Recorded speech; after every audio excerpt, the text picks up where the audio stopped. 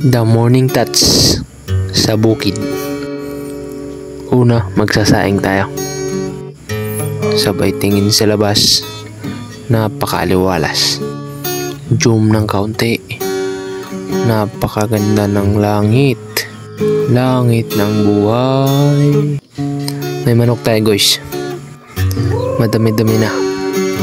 Pararamihin pa. Tara't magpakain. Sabayan natin.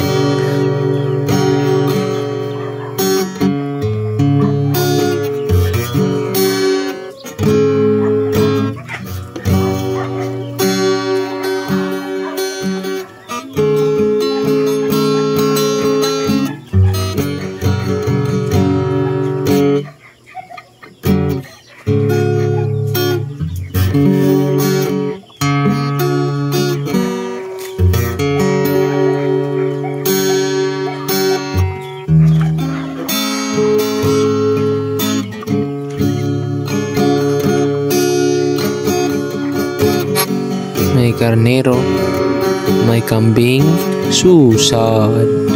Bakit ang lungkot nila? Alaga po tayong baboy. Ayan, native na baboy. Yan po yung lugar natin dito, guys. Napakaganda. Hey guys! Pwede!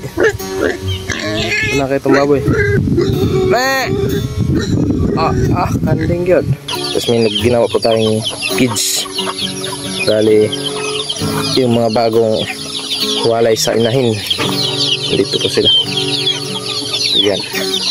20 meters kabuuan na. Isang ikot na. Isang paikot. Ayan po sila. Sana pagpalain. Gusto yung karniro. May karniro dito. Isang anak, isang inahin. Isang barako. Ayan po. Ito po yung gawa nating kulungan, guys. 5 butas. Yan. Yung isa walang laman. Yung isa 6, 13 pieces. Kasama pa rin po ina. Ayan po sila. Malusog po yan. 13 piraso. Tapos ayan po, 5 piraso po. Ito po ay may lahi konti, green league. Yan po. Ayun po dun sa, ayan po yung unang pinapakita ko. Native yun. Ito naman, sinusubukan ko na yan. Yung green league na yan. Ito, native. 10 piraso. Napakatapang ng ina.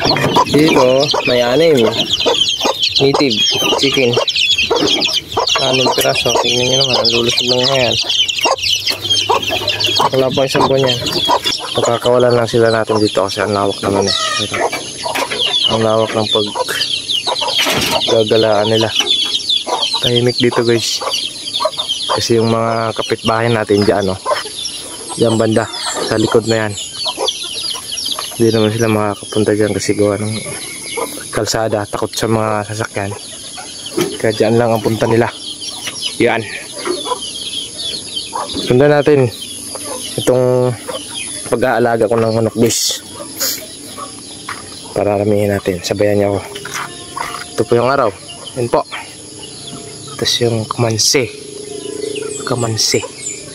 Hindi po yung kalamansi, kamansi. Sa amin dito tawag kamansi. Nagugulay po yan. Parang langkalan din yan. Ayan. Tapos yung papaya natin. Kasama natin yan sa pagmamanok. Yan po yung pakain natin kasama sa niyog, darak.